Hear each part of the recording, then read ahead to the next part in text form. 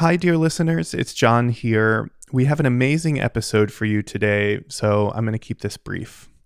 Today's episode is about Benjamin Lay, a Quaker who was ahead of his time in naming that our possessions and consumption habits are inextricably linked to oppression and exploitation. Without spoiling the show, I'm just going to say that it had something to do with smashing teacups in the 1700s. Well, friends, if you support the show, we'd like to send you a teacup to smash. Or sip your coffee out of it for a while and then smash it. Or sip coffee and think about all the things you'd like to smash. Whatever you decide to do with it, we want you to know that the mug is responsibly sourced. And now through the end of September, if you go to quakerpodcast.com and hit the button that says support, we'll send you this one-of-a-kind, limited edition Benjamin Lay mug. Also, your support means a lot. We literally could not make this show without it. That's quakerpodcast.com and hit support. Thank you, and here's the show.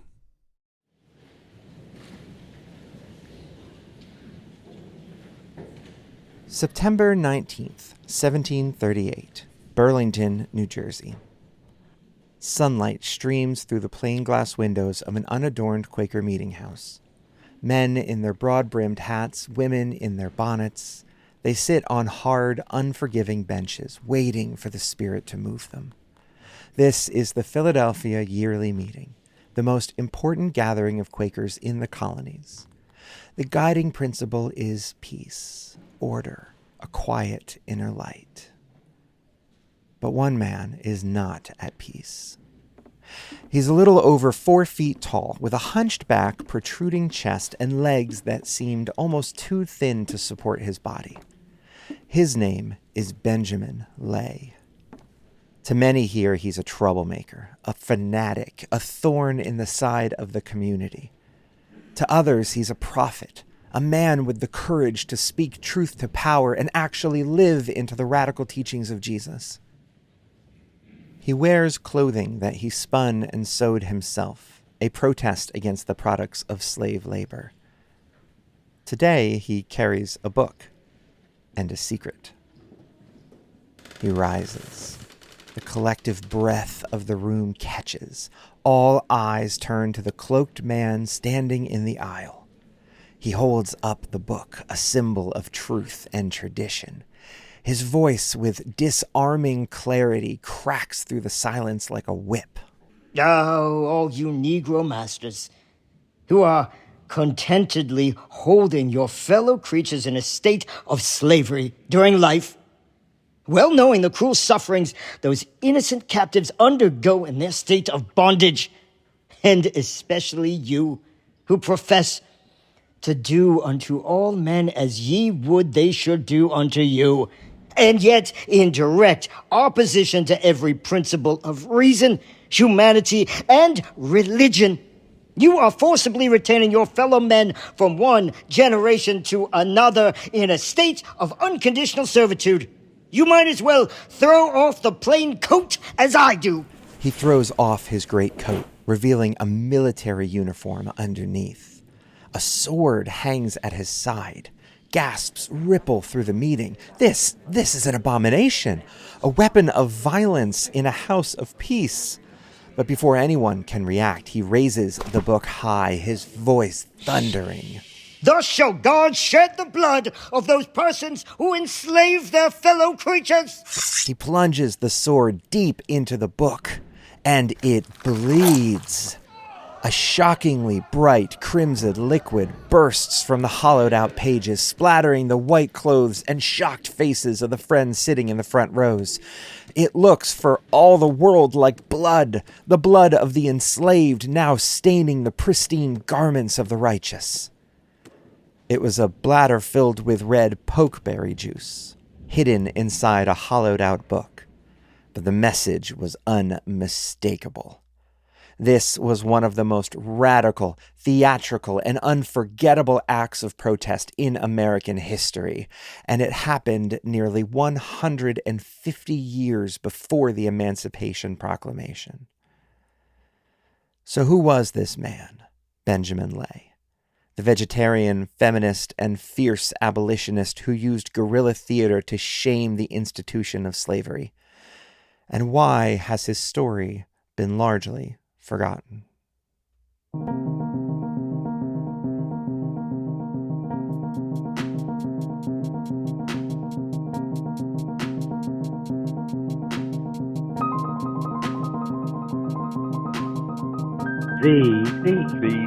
The Quaker podcast.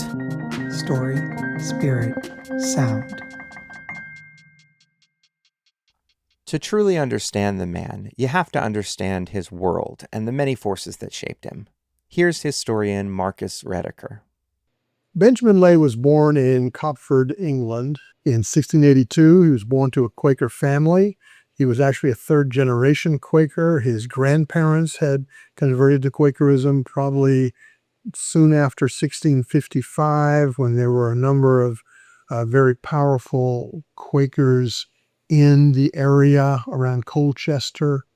So he grew up with Quaker training. But it turns out he was much more devout and much more radical than anyone else in his family. But Benjamin had a restless spirit, so after his father apprenticed him to a glover to use animal skins to make gloves, he rejected that. He didn't like that line of work. It was a dirty trade. It involved killing animals. And he ran away to London to become a sailor, to see the world. Life as a sailor was, in many ways, a crash course on international politics. Here at sea, he worked with people from all around the world. Ships were known for their motley crews. And so Benjamin learned very important lessons about solidarity, a very high level of solidarity among sailors, because this was a dangerous line of work. But he retained this identity as a common sailor for the rest of his life. He was referring to himself as a common sailor decades after he had left the sea. So it left this indelible print in terms of, who he was and how he thought about himself. He left the sea in 1718 when he married Sarah Smith, another Quaker and little person like himself. And that same year, they made a decision that would change everything. The second big thing that happened and turned him into the abolitionist he became was that in 1718, he and Sarah sailed to Barbados and opened a little shop on the waterfront of Bridgetown.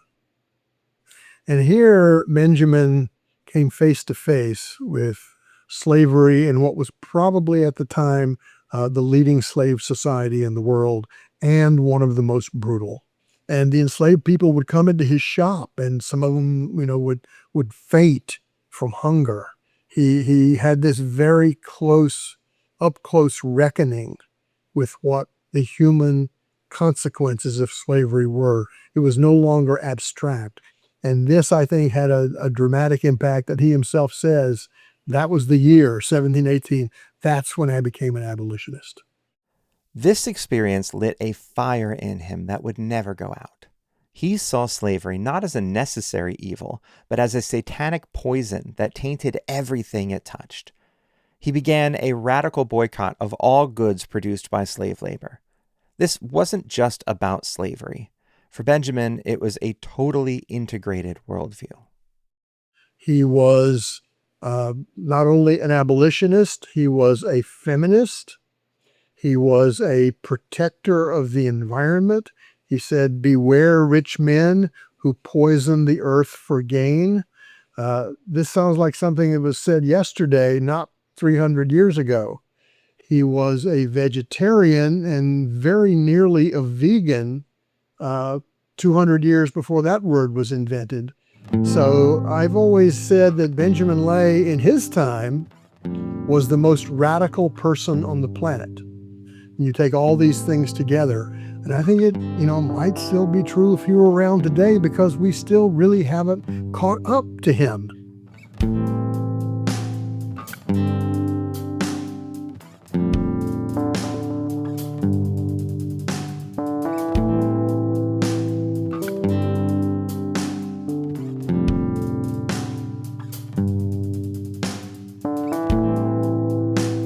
He and Sarah eventually moved to Pennsylvania, settling near Philadelphia in Abington. They wanted to live a life that caused no harm, so they made their own clothes and lived in a cave to minimize their footprint. But Benjamin couldn't stay silent. He saw that the poison of slavery had deeply infected his own beloved Quaker community. As we learned last week, by this point, over half of all Quakers in Pennsylvania enslaved others. Here's Loretta Fox, the current administrator of Abington Meeting. And yes, there were Quakers who were enslavers. That is what outraged him so much. And he was worried about Quakerism, the religious society of Friends. He was worried that if Quakers were allowed to enslave other human beings, this was going to be the detriment of the religion that he loved and that he believed in. And so he had this deep desire to convince Quakers or Friends that this was an impossible situation. You cannot uphold the Quaker testimonies and still enslave other people. He felt like he had no choice but to act on his convictions. So he began a campaign of public disruption, using his body and his wits to force his fellow Quakers to confront their hypocrisy. You know, he would do things like he would lay on the doorstep of a meeting house and make people step over him as they were exiting. And he would say, you know, you're so worried about me, but you've enslaved people and you don't give them, the things that they need to live, and you don't set them free. And yet you worry about me laying on the ground. Or he would show up at a Quaker meeting and take off his shoes and socks on a snowy day and put his bare foot into the snowbank. And when the friends would come out of meeting and would say, oh, Benjamin, you know, you're going to be ill, you're going to be sick. And he says, well, you have people who are enslaved working, you know, on your property, and they don't have shoes at all, and they don't have the clothing that they need. And yet you worry about me. One of his most daring stunts involved kidnapping, in a sense. He invited the child of a prominent slave-owning Quaker to his cave for a visit, and then simply didn't tell the parents where the child was. And that evening, when the parents were looking for the child, the legend is that Benjamin said, oh, your child is right here and is safe. But this worry that you have and this fear that your child was missing, now perhaps you can understand what the parents of the young girl that you have enslaved at your home, what they must feel like, not knowing where their child is or what's happening to their child. You know, and he understood the horror of slavery that so many people just took for granted as this is the way it is. These actions were calculated. They were designed to provoke. The wealthy, powerful Quakers who ran the meetings hated him for it. They disowned him from 4 separate meetings. But it's important to note that while he made powerful enemies, he still made lots of friends. But see, here's the other thing. A lot of people loved Benjamin Lay. We forget that. We think it's like he's just making everybody nervous all the time. A lot of people loved Benjamin Lay. And I'll tell you something, Zach, a new document has recently been discovered only a few months ago, which narrates the story of the stabbing of the bladder of blood from a very different perspective than the other 4 eyewitness accounts, 2 of which were written by people who were avowed enemies of Benjamin, and 2 of which were written by people who were somewhat neutral, maybe slightly negative. But this new discovery was basically written by a friend of Benjamin and someone who shared his anti-slavery beliefs. And it's really fascinating to see how the story looks different when it's told from that point of view. And I'll just give you one example. After Benjamin stabbed the book and the fake blood ran down his arm and got spattered all around, he left the building, and a group of the people in the meeting went with him, right? Went with him, and he walked outside and walked down to the river and performed another ritual of cleaning the sword. And he had all these followers.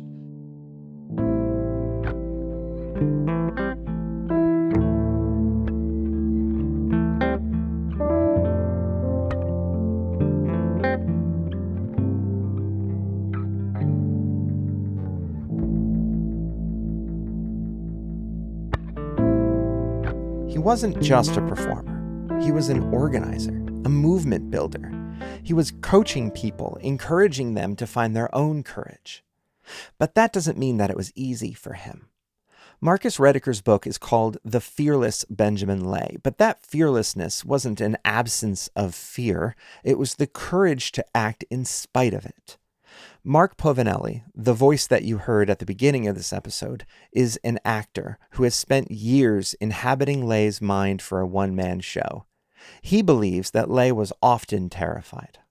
I think he must have been terrified for many of the acts that he chose to do. Again, I think of Sinead O'Connor and burning a picture of the Pope on national television right when she's getting her big break, when she becomes, she's the hottest. Imagine Taylor Swift doing that now and knowing that this is going to ruin her career, which it essentially did. So that must have taken an immense amount of courage. This is a key point. Prophets are not born without fear. They are ordinary people who feel called to do extraordinary and often terrifying things. Marcus Rediker says that Benjamin Lay was filled with self-doubt. And he says in his book, he said, I prayed that God would find a more worthy person than myself. I having so little education, find someone of greater esteem among men, because he was poor. He was, he had physical disability. He had dwarfism. He had kyphosis, or a hunched back. He said, but God didn't answer, so I had to do it myself. Sometimes God's silence is the answer. No words were needed, no new direction, just the confirmation that he was indeed the right person for this moment, and everything that he needed for this work was already within him. After the break, we find out if his prophetic actions actually made a difference in his lifetime, how his legacy was covered up, and how modern Quakers are bringing his prophetic fire to the 21st century. Stay tuned.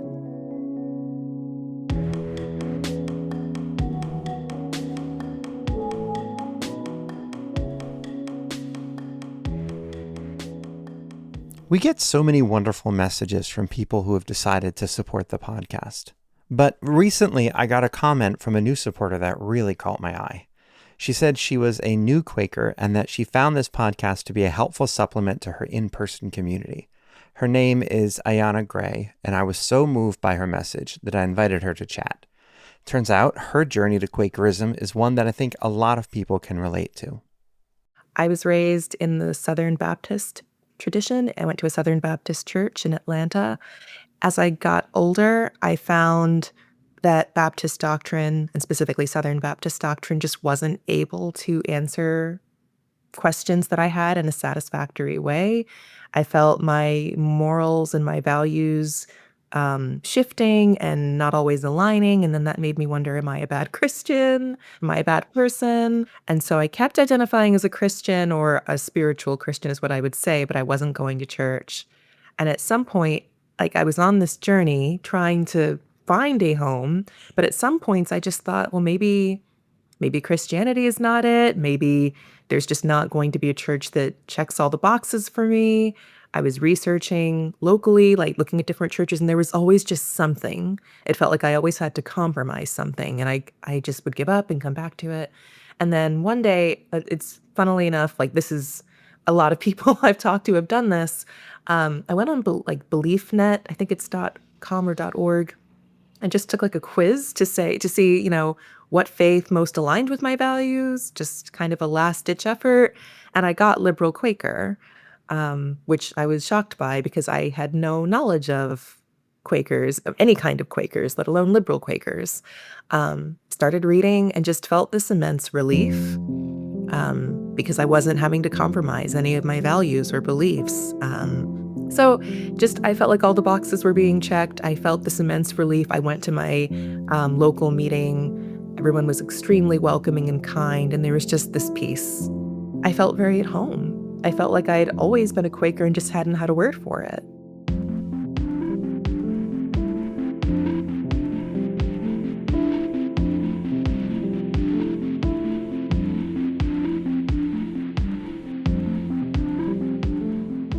So how does the podcast fit into your journey? Anytime you're joining a new anything, and especially a new faith, it can feel really daunting. People are using words you don't know, terms you don't know, and you feel kind of silly asking questions. So I always look for the accessible points. And this podcast was one of those places where I'm like, okay, I don't feel silly for it, like wondering and asking questions. I feel like I'm being talked to, like, no pun intended, like a friend. I'm still very new, but I appreciate, as I try to gather information and learn, I appreciate that the podcast is helping me apply Quaker practices and Quaker teachings to the real world and even what we're experiencing as of this week. I mean, that's it, right? That's what we're going for. Quaker stories and wisdom that are equally valuable no matter where you are on your journey. So what inspired you to take the next step, to go from a listener to a monthly supporter? Again, I'm able to listen and apply things to my everyday life, and it sits with me, and I want that to continue. And I know that as much as dreams and wishes are wonderful, you need to be able to financially support these endeavors so that they can continue. It's one thing to say, hey, thank you for what you do. It's another thing to say, hey, here's me giving something so that you guys can continue to do the great work you do. Ayana, thank you. And thank you to all of our supporters. You make this work possible. If this show has meant something to you, if it's been a supplement to your spiritual life, if it's made you feel less alone, or it's given you that same sense of relief that Ayana talked about, I hope that you'll consider following her example. Become a monthly supporter. You can join for as little as $5 a month. Every new supporter helps us bring this Quaker wisdom and practice to a world that so desperately needs it. Please visit our website at quakerpodcast.com and click support. Thank you. And now, back to the show. Before the break, we were telling the story of Benjamin Lay, the Quaker abolitionist who waged all-out war against slavery in the 1700s. So, what happened to him? Did he live to see any real change? Well, Benjamin lived to be 77 years old and was remarkably healthy until his final years of his life when he became bedridden. However, about a year and a half before he died, someone arrived at his home with the news that the Philadelphia Yearly Meeting had now taken the step of saying that any Quaker who is involved in the slave trade can be disowned. And Benjamin knew that this was the beginning of the end. Now, they hadn't taken the big step to say that anyone who pretends to own another human being will be disowned. That didn't happen until 1776, when Quakers became the first group to outlaw slavery in their own midst. But in 1759, they said you can't take part of the slave trade. And so when the Quakers took that act in 1759, he said, I can die in peace. Because he knew that this was going to lead eventually to abolition. So he was able to see the tangible results of his lifetime of activism on the issue of slavery within the Quaker community. it was a vindication, like Moses seeing the promised land that he would not enter himself. Quakers would go on to become the first religious group to formally ban slaveholding among their members in 1776.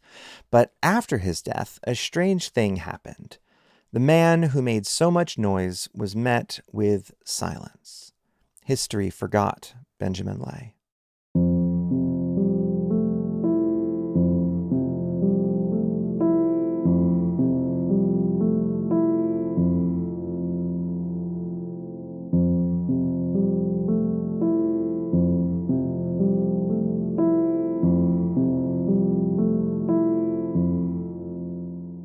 Well, look, the first people who tried to bury him were his fellow Quakers. They booted him out. You know, they tried to take away his voice inside the Quaker community. He wouldn't allow them to do that. He kept fighting. But then historians also contributed to this burying. Benjamin Lay didn't fit the story of the abolitionist movement that most historians have always wanted to help. that it was a group of enlightened gentlemen who made the abolition movement. Middle and upper class, well-educated gentlemen. Benjamin doesn't fit that story. He's a poor man. He's a working class man. He's got the wrong kind of body. He's got all the wrong techniques. He's not reasonable. And so he just got pushed aside. For nearly 3 centuries, he was a footnote, a bizarre anecdote. But then, slowly, he began to return. At Abington Meeting, where he is buried, his story was literally pulled out of a closet. When I was working at Abington Meeting, our caretaker at the time had found a framed picture, like a sketch of Benjamin Lay in a closet. And on the back was a typewritten paper that was pasted to this picture frame that talked about Benjamin Lay and a little bit about his life. And we were looking at that and we were fascinated by it. And I don't think we realized, or at least I didn't realize, that he had been a member at Abington Friends Meeting and that he was buried in our graveyard. This rediscovery, spurred by the work of historians like Marcus Rediker, led to a powerful moment of reconciliation. In 2017, Abington Meeting, the very body that had disowned him, formally welcomed him back. And I looked into it and found that there was not actually a method in place to reinstate someone after they had died to become a member again. But we could minute an acceptance of Benjamin Lay, and we could minute that he was what we called a friend of the truth. And the original name of Quakers is the Religious Society of Friends of the Truth. And so to call Benjamin Lay a friend of the truth was really to reinstate him again, probably in a way that he would have wanted to be reinstated, and to recognize the truth of what he had been saying all along, that during his lifetime was not recognized. And remarkably, the other 3 meetings that had cast him out followed suit. 300 years later, Benjamin Lay was home. Today, there's a state historical marker outside the Abington Meeting House. There are books, a one-man play, a graphic novel, even a children's book, which has helped a new generation encounter his fiery spirit. As Marcus Rediker says, he has a Benjamin Lay media juggernaut. Hey, listen, I'm not going to let this guy be forgotten again. You know, he was really erased from history, and I'm going to bring him back in as many different cultural genres as I can because he deserves to be remembered.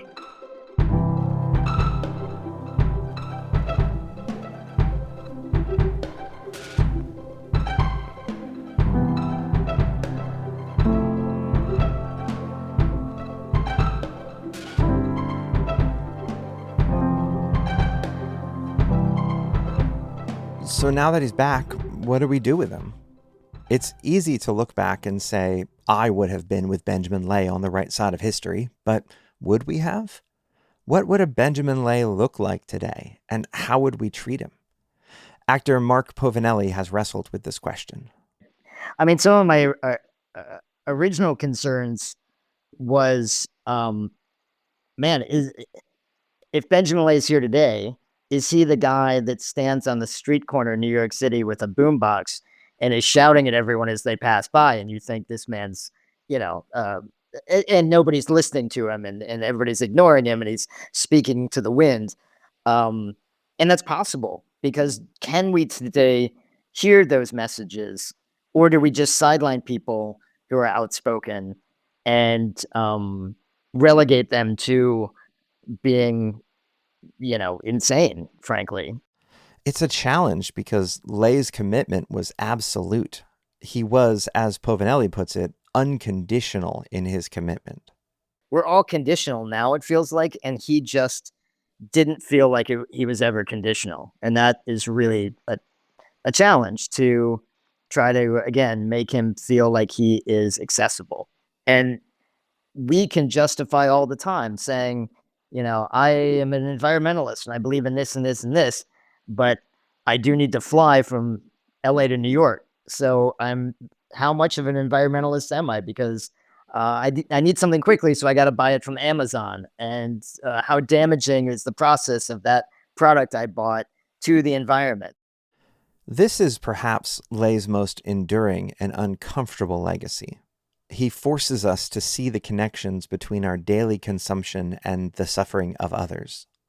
He's kind of the origin of this idea that in any commodity that you may purchase, that there is blood, there's sweat, there are tears from the producers that the commodity form hides, right? Like that sugar that you put in your tea, right? Benjamin said, yeah, the tea workers in India and China and the sugar workers in Barbados, you're drinking their blood. Sugar is made with blood, right? So he really did ask us to think about, those expensive basketball shoes you wear are made in a sweatshop in Sri Lanka. Who made them? Under what conditions? You are not in any way separated from all these chains of exploitation which go all the way around the world. You have to be conscious of that, and you have to make ethical choices based on that knowledge. Marcus is referring to another one of Benjamin's public demonstrations. A few years after the death of his beloved wife Sarah, he set himself up in the public market and systematically began smashing her porcelain teacups, speaking out against the exploitative labor of the tea industry in India and the sugar plantations in the Caribbean. He was trying to make people understand that even though they did not literally enslave people, they funded it and therefore were drinking their blood. People in the marketplace were so horrified, not by his words, but that he was smashing china, that they forcibly restrained him while others rescued the rest of the tea set before he could finish making his point. They were more horrified by his destruction of property than by the horrors of slavery, and that inadvertently made his point even stronger. That's the story behind the mug that we're giving away to supporters of the show right now. It's a mug that features Benjamin Lay shouting, "Smash this mug!" And we're inviting you to consider the global impact of what you consume and what steps you might take to disassociate yourself with suffering and exploitation. Now, of course, that's a lot harder to do in this globalized economy, but as Loretta reminds us, And I think one of the things that Benjamin Lay's life and legacy has taught us is that we always have to keep asking those questions. What are the things today? What are the issues today that we need to look at and that we maybe need to see in a different perspective or with a deeper understanding? And not to just shrug off things that are usual or the normal practice, but to actually dig deeply and try to understand. So I think one of the key pieces is to listen to people and to listen to other voices that aren't necessarily saying the same things that you would say, and things that make you uncomfortable are very important to listen to. We need to challenge ourselves. We need to make ourselves uncomfortable. And the people that we disagree with, those are the people who we need to listen to and learn lessons from. his story is not a comfortable one. And he was not a hero. He was, as Marcus Rediker says, an impossible man. But his impossibility is precisely what we need. We need his clarity in a world of compromise. We need his fire in a world of complacency. In his book, Lay made a prophecy. He warned that if slavery was not abolished, the poison of the institution would remain in society for a very, very long time. He saw in 1738 that we would still be dealing with its legacy today. He was right. And that's why we need him. We need the example of his fearlessness. We need the example of his commitment, his ability to agitate, his refusal to accept injustice. We need those things. We need people who embodied those kinds of values. So this is one reason why I'm working so hard to make sure that we remember him always.